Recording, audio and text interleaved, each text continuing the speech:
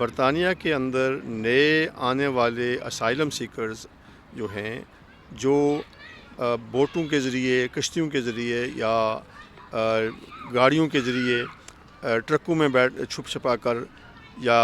Train میں چھپ چھپا کر آتے تھے، ان کو یہاں سے پکڑ کر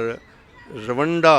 جو افریقہ کا ایک ملک ہے اس کے ساتھ یہ معاہدہ طے ہوا ہے کہ برٹش گورنمنٹ ایسے اسائلم سیکرز کو یہاں پناہ دینے کے بجائے روانڈا حکومت کے حوالے کرے گی، روانڈا لے جائے گی، وہاں پر ان کے کیسز جو ہے وہ سنے جائیں گے، روانڈین حکام جو ہیں وہ ان کے کیسز کو وہاں سنیں گے،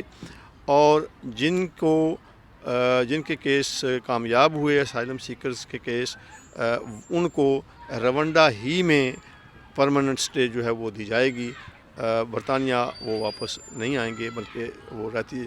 زندگی جو ہے وہ روانڈا ہی میں گزاریں گے۔ البتہ جن لوگوں کو کیس فیل ہو جائیں گے،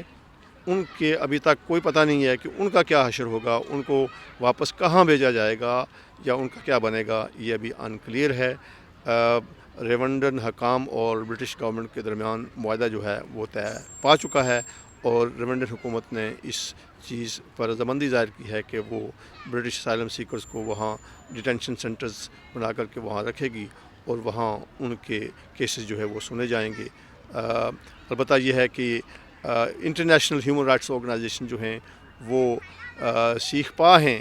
اور فکر مند ہیں، انہوں نے اپنے اس چیز کا اظہار بھی کیا ہے کہ روانڈا کا جو ہیومن رائٹس ریکارڈ ہے وہ انتہائی خراب ہے، وہاں جینوسائیڈ جو ہے وہ ہوتی رہی ہیں، اور وہاں انسانوں کا قتل عام ہوتا رہا ہے، لہذا اس حوالے سے اس کا ریکارڈ اتنا اچھا نہیں ہے، اور اسائلم سیکرز کا وہاں کیا مستقبل ہوگا یہ بھی ایک نہایت ہی فکر مند بات ہے۔